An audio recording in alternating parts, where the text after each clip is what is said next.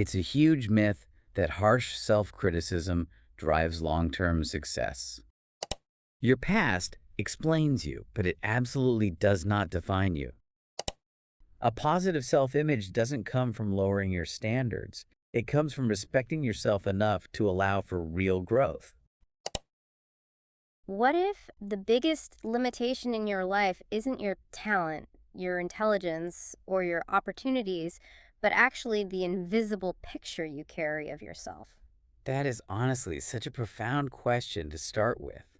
Because if you really think about it, every single decision you make, every relationship you try to build, or even just every risk you avoid, it all passes through this one single filter. Right.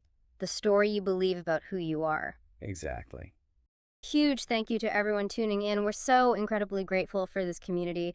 And if you haven't already, definitely make sure to subscribe to the channel so we can keep growing together. Welcome to the Living Better podcast. Because as we always say here, living longer is a science, but living better is a choice. I love that. And for this episode, our mission is to unpack this really fascinating text called How to Develop a Positive Self-Image. We're going to build a science-backed, practical roadmap for creating a self-image that's actually rooted in real confidence, resilience, and purpose. Yeah, and we should clarify right away that this isn't about, toxic positivity, Oh, definitely not. right? You can't just tell yourself you're a billionaire and wait for the cash to roll in. This is about finally seeing yourself clearly without those psychological distortions that actively hold you back. Yeah, that makes so much sense. And there's this really powerful analogy from our research today that I wanted to jump into the invisible mirror. Oh, that's a great one. Right. Yeah. So imagine you're walking through life carrying this mirror that only you can see. Every interaction, every challenge, every single piece of feedback you get, it all gets reflected through it. And the real tragedy there is that most people actually believe that their invisible mirror is reflecting objective reality. Which it isn't. No, not at all. Like when one person looks into their mirror, they might see someone who is highly capable, right? So they face a scary new project at work and they think, oh, I can figure this out. Yeah, but then another person looks into their exact same mirror, their own mirror, and they just see inadequacy. Exactly. They look at that exact same project and think, I'm going to fail, and everyone will finally know I'm a total fraud. But neither mirror is actually showing the objective truth. They're just reflecting our conditioning. Yes, the mirror is entirely forged from your past. It's made out of offhand comments from a stressed parent or a harsh grade from a middle school teacher, painful romantic rejections, and just the constant comparisons we make with our peers. And over the years, those isolated moments just sort of harden into this permanent mental photograph. They really do. And that brings up this massive psychological principle, which is that identity actually drives behavior way more powerfully than motivation ever could. Because motivation fades. I mean, we're so obsessed with it in our culture, watching endless videos to get pumped up. Right, but motivation is just an emotional state. It spikes and then it crashes. It's like caffeine. It gives you a quick jolt, but it doesn't change the actual engine of the car. That is a perfect way to put it. So identity is the engine. Exactly. Your subconscious brain is constantly operating in the background, asking this silent question before you take any action at all. Does this action match the person I believe I am? And if the answer is no, like if there's a mismatch, Then you will unconsciously sabotage the action. Let's say you consciously decide, I'm going to start going to the gym at 5 a.m. good luck with that. Right. You might do it for 3 days using raw motivation. But if your underlying identity reflects the belief that you're just a lazy person who never follows through, your brain is going to generate friction. So you start hitting the snooze button. You find excuses Yeah. because the brain desperately wants your behavior to align with your identity just to maintain cognitive consistency. Okay, I want to push back on this a little bit, though. Let's use an everyday example. Let's say I completely bomb a single presentation at work. Just totally mess it up. Okay, it happens. How does my brain take that one isolated event, like I made a mistake, and turn it into the permanent label of I am a failure? Why do we hold on to that for decades. Well, it's because your brain is an evolutionary prediction machine. Its primary job isn't to make you happy, it's to keep you safe. So it's just trying to protect me. Exactly. From a pure survival standpoint, it's much more important to remember a threat or a failure than a success. If you make a mistake and feel the pain of shame or rejection, your brain logs that as a huge threat to your social survival. Wow, so it says never forget this happened so we don't have to feel this pain ever again. Yes.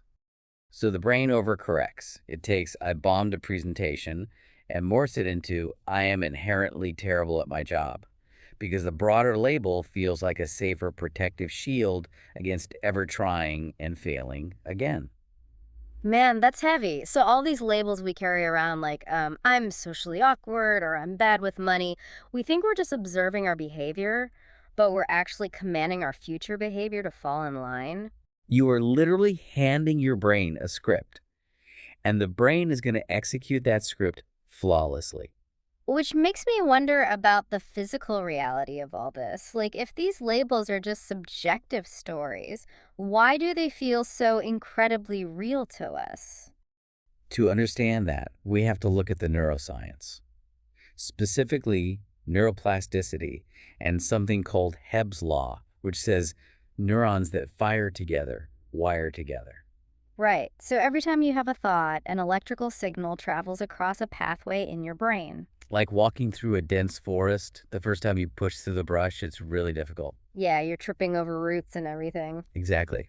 But if you walk that exact same path every single day, you flatten the grass, you break the branches, and eventually it becomes a clear, wide, paved road. And what's the brain equivalent of that paved road? It's called myelination. When a neural pathway is used over and over, it gets coated in this fatty substance called myelin. It acts like the insulation on a copper wire, making the signal travel way faster and more efficiently. Wait, are you saying that when I repeatedly tell myself, I'm awkward, I am physically altering the structure of my brain? You are literally hardwiring the belief into your physical biology. The brain consumes a lot of energy, so it's always looking for shortcuts to save power. So thinking a familiar thought takes less energy than forging a new one. Precisely. The more often you think, "I'm terrible at public speaking," the easier it becomes for your brain to just fire that specific neural sequence.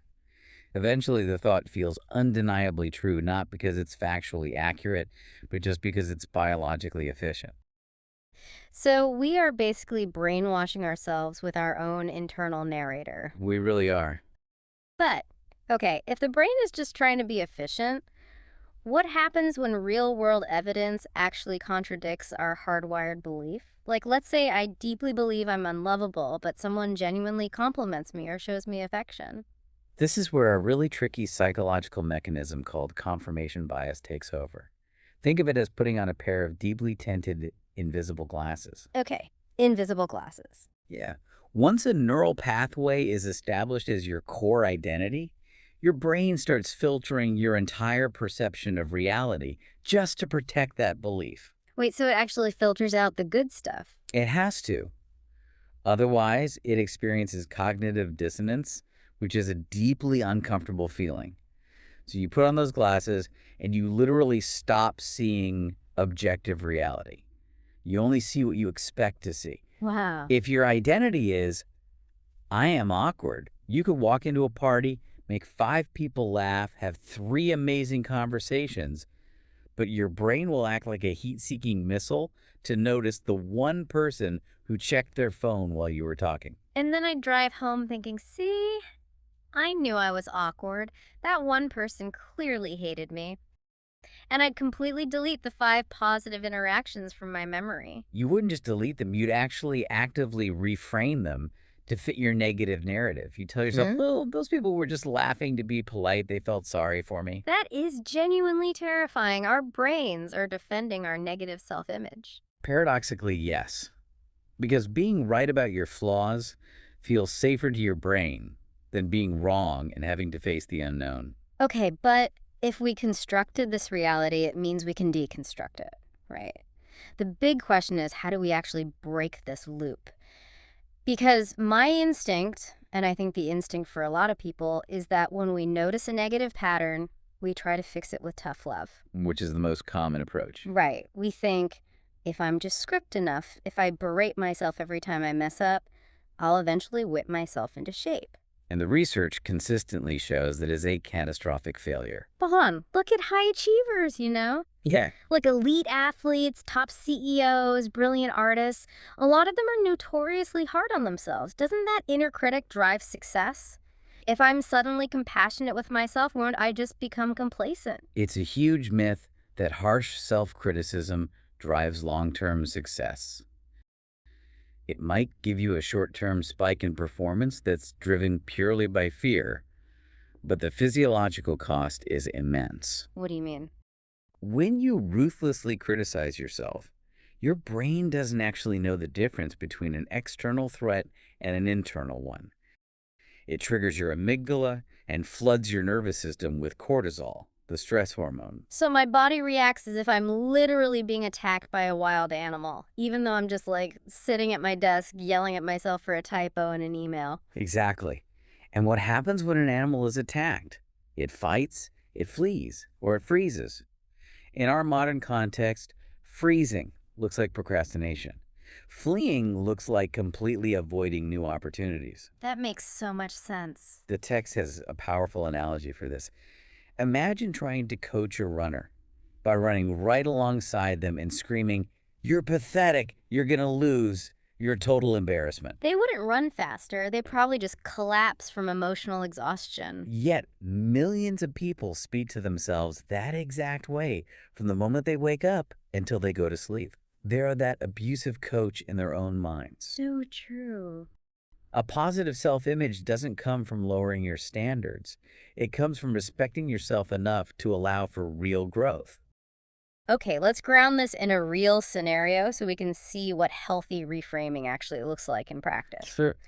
Let's say I totally dropped the ball on something important. Like, I promised to help a family member move, I completely forget, and I leave them stranded. I can't just look in the mirror and say, I'm a flawless person, everything is great, because that's delusional. Right. Definitely don't do that. So how do I process that failure without spiraling into, I'm a toxic, horrible family member? The crucial mechanism you need here is the separation of behavior from identity. There is an enormous psychological gulf between saying, "I failed," and saying, "I am a failure." Ah, okay. Because I failed is an event, but I am a failure is a life sentence. Precisely. "I failed" is an accurate, objective description of a behavior in a specific moment. It allows for accountability. You can look at that behavior, apologize to your family member, and figure out how to fix it. Right. But "I am a failure" is a sweeping attack on your core identity. And when your identity is under attack, you can't learn. You can only defend or retreat. This connects so deeply to the difference between self-esteem and self-compassion, doesn't it? Because I always thought those were basically the same thing. Oh, they are profoundly different. In psychological research, self-esteem is almost always tied to external success. To have high self-esteem, you usually need to feel special, or above average, or victorious in some way. Which means it's really fragile. Incredibly fragile. The moment you fail, your self-esteem shatters. Because if my worth is tied to winning, losing literally means I'm worthless. Exactly. But self-compassion is entirely different. Self-compassion is the realization that imperfection is just a shared human experience. It's available to you precisely when you fail. So it's about holding yourself accountable, but without the humiliation. You wouldn't humiliate a close friend who made a mistake, right? You'd offer them grace while helping them clean up the mess. Kindness toward yourself isn't weakness. It's actually the ultimate psychological safety net that allows you to take bigger risks. Okay, so we stop the internal abuse. We take off those invisible glasses of confirmation bias. We start showing ourselves self-compassion when we stumble. That stops the bleeding. Right. But how do we actually build the muscle of self-confidence? Because we need to move from just not hating ourselves to actively trusting ourselves. Well, the biggest misconception about confidence is that it's just a personality trait you're either born with or you aren't, Yeah. or that you can just magically find it one day if you read the right book. But true confidence isn't discovered, it is accumulated. Accumulated. I love that word for this. Yes, confidence is nothing more than an accumulation of evidence. Every single time you keep a small promise to yourself, every time you have a difficult conversation instead of avoiding it, every time you step into a fear and realize you didn't die, your brain records that data. So the progression naturally goes from evidence to belief to identity and finally to confidence. That is the exact mechanism. You cannot trick your brain with positive thinking if your daily actions are providing evidence to the contrary. Confidence isn't walking into a room and knowing with absolute certainty that you're going to succeed. Right, that's just arrogance. Exactly. Confidence is trusting yourself enough to know that even if you fail, you will be okay. You have the evidence that you can survive failure. But accumulating that evidence feels nearly impossible today, especially because of the ultimate destroyer of self image, which is comparison. Yes. Specifically, the dopamine loops of social media.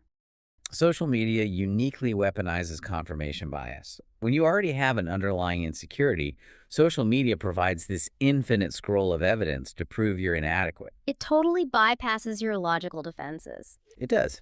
Intellectually, that's a highlight reel. Hmm. But your primitive brain sees 1,000 people who appear wealthier, more attractive, and more successful, and it logs that as a massive social threat. It shifts your focus entirely away from your own progress. It's basically like measuring your chaotic, behind the scenes reality against a carefully directed movie trailer. So, we're swimming in this sea of highlight reels.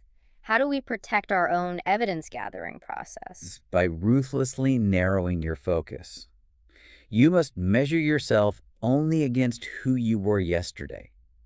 Real growth is deeply uncomfortably personal. Hmm.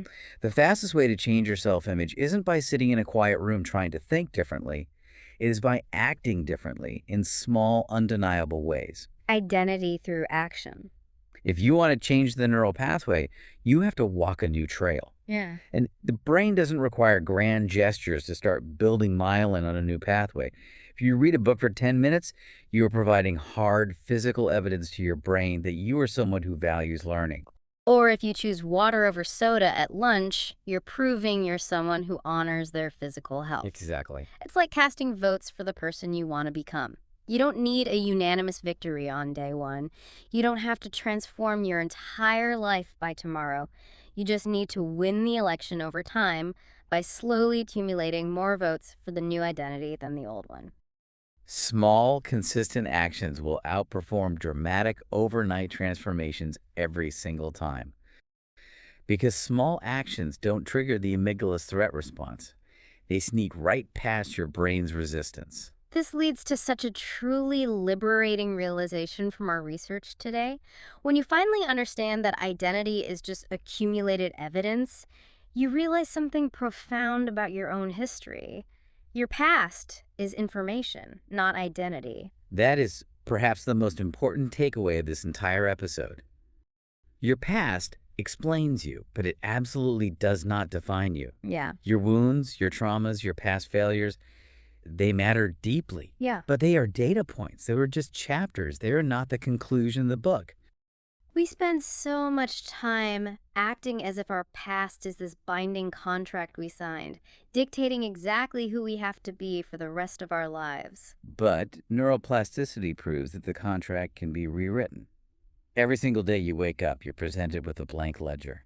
You have an opportunity to provide your brain with new evidence, a new response to an old trigger, and ultimately, a new identity. Because transformation happens in thousands of quiet, invisible decisions. Exactly. Decisions that slowly convince your subconscious, I am becoming someone different. Your self-image is flexible. It's living tissue. It is constantly evolving with every courageous action you take.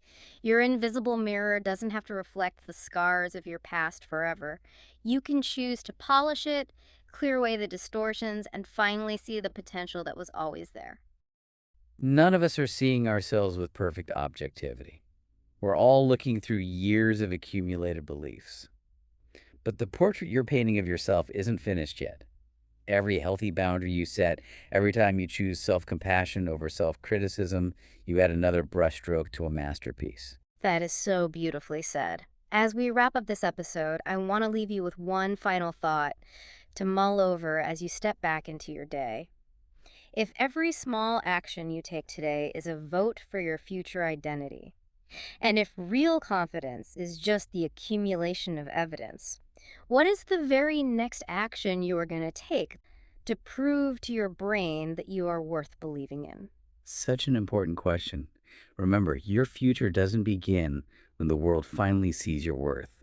It begins the exact moment you do. I love that. Thank you guys so much for joining us and being part of the conversation today. If you found this helpful, please share it with someone who might need it. Yes, thank you all. We will see you in the next episode of the Living Better podcast. Bye, everyone.